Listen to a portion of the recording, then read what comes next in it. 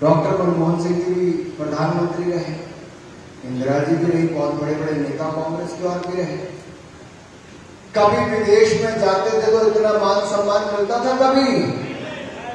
अरे वो ऐसे देखते थे भारत की और उस समय, और हमारे उस समय के नेता थोड़ा सिर झुका के चलते थे। लेकिन 140 करोड़ भारतीयों ने एक ऐसे नेता को चुना है जो दिन रात एक भारत के लिए जीता है, जागता है और समर्पित रहता है, जिसने अपनी माता जी के देहांत के बाद भी उनकी चिता को अग्नि देने के 2 घंटे के बाद पश्चिम बंगाल में उनका कार्यक्रम था। मां को खोने का दर्द कितना होता है, उन्होंने उस दर्द को भी झेला, लेकिन पश्चिम बंगाल के विकास के लिए 2 घंटे के बाद ही मोदी जी जुड़ गए और हजारों करोड़ रुपए के प्रोजेक्ट आपको समर्पित किए। ये देश के लिए जीने वाले प्रधानमंत्री जिन्होंने अपना व्यक्तिगत दुख एक तरफ रखा और देश के लिए अपना समय देने का काम किया। वो G7 की मीटिंग में गए तो दुनिया के बड़े बड़े प्रधानमंत्री, राष्ट्रपति से मिलने आए और भारत की तारीफ की कि आपने कोविड के समय का शानदार काम किया।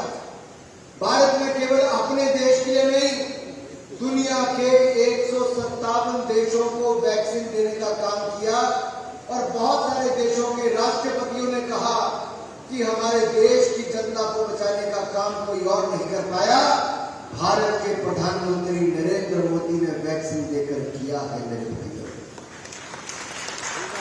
हिंदुस्तान की जनता की जान तो बचाई, दुनिया भर के देशों में।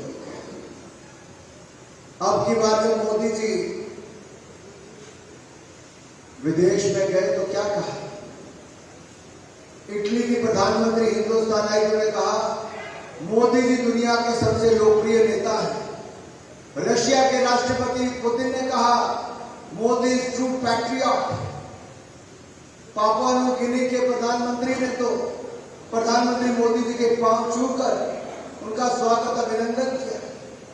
फिजी और पापुआ न्यू गिनी के और हमारे इजिप्ट और फ्रांस ने अपने देश का सर्वोच्च सम्मान किसी और को नहीं, प्रधानमंत्री नरेंद्र मोदी जी को देने का काम किया। मेरे भाइयों, ऑस्ट्रेलिया के प्रधानमंत्री ने कहा मोदी इज द बॉस, तो अमेरिका के राष्ट्रपति ने आज तक जो 75 साल में किसी भारत के नेता को अवसर नहीं मिला, मोदी जी पहले ऐसे प्रधानमंत्री हैं जिन्होंने अमेरिका के यूएस कांग्रेस को दूसरी बार संबोधित किया, जब 75 बार तालियां बजी और 19 बार सांसदों ने खड़े होकर मोदी जी का स्वागत अभिनंदन किया है। आपको तुलना यह करनी है, एक और कांग्रेस के नेता विदेश में जाते हैं तो भारत को बदनाम करने का काम करते हैं, दूसरी ओर नरेंद्र मोदी विदेश जाते हैं तो भारत का मान सम्मान बढ़ाने का काम करते हैं। बोले नरेंद्र मोदी जिंदाबाद, नरेंद्र मोदी जिंदाबाद, नरेंद्र मोदी जिंदाबाद। कैसा नेता चाहिए आपको? भारत को बदनाम करने वाला या भारत का मान सम्मान बढ़ाने वाला? मान सम्मान बढ़ाने वाला चाहिए। मेरे भाई और बहनों, कांग्रेस का तो समय हो रहा जब ये देश के लिए नहीं अपने लिए काम करते थे। इनके समय नारा लगता था India is Indira and Indira is India. इनके लिए तो गांधी परिवार ही देश था और देश ही गांधी परिवार था। और ये family first, party next, nation last, यानी कि इनके लिए गांधी परिवार पहले है, फिर कांग्रेस पार्टी है, फिर अंत में देश।